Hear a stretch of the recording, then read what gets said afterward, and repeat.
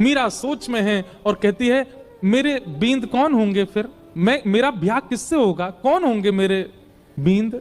छोटी सी कन्या ऐसे सवाल पूछे तो माँ तो उसको मजाक में ले लेती है, अरे मीरा ये कोई समय है, अभी थोड़ी बड़ी तो हो जा, कभी और कार्य में लगते हैं, कभी और मीरा की तो वो चिंता का विषय हो गया कि मेरे बींद हैं कौन और वो कब आएंगे मुझे लेने। बार बार बस यही पूछती है, मेरा किससे ब्याह होगा, मेरा किससे ब्याह होगा, मेरे बींद कौन है।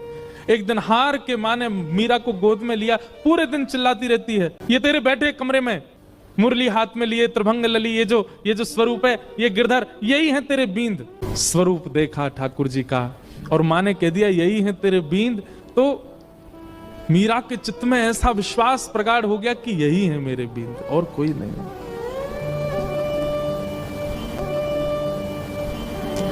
अब तो मीरा की स्थिति ऐसी हो गई, वो कक्ष में जब जाती है तो ठाकुर जी की ओर भी बहुत झुकी हुई नजरों से देखती है, ज्यादा मतलब व्यवहार ऐसा करने लगी कि मानो सच में ही ये उसके बींद हैं। संतों से कथा सुनती है और चित्त में ठाकुर जी के प्रति संबंध का प्रगाढ़ विश्वास कर चुकी मीराबाई धीरे धीरे प्रेम लक्षण भक्ति में प्रकट होने लगी। एक दिन एक संत का आगमन हुआ और वे अपने प्रवचन के समय अपने बगल में ही अपने गिरधर गोपाल को विराजमान करके प्रवचन कर रहे थे और छोटी सी मीरा, उनको एक ही चीज की प्रतीक्षा होती थी पूरे दिन की, माँ मुझे सत्संग में लेके कब जाएगी।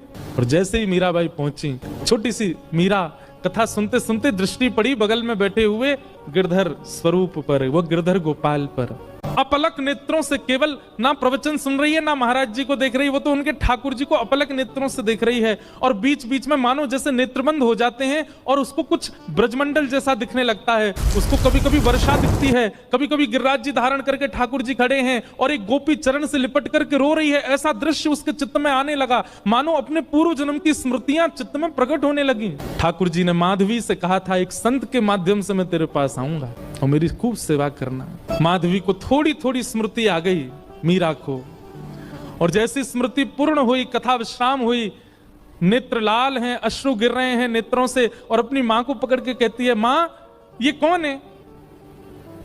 मां कहती है ये महात्मा है, कथा सुना रहे हैं, साधु जी हैं। नहीं ये नहीं, इनके बगल में जो बैठे हैं वो कौन है।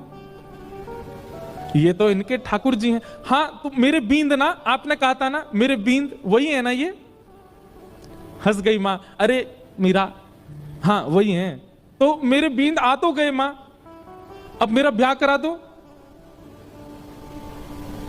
अरे अभी तेरी उम्र नहीं है मीरा, तो मैं बड़ी हो जाऊं तब करा देना, पर तब तक मेरे बींद को घर में ही रख लो, मैं इनको पास में रख लूं अपने।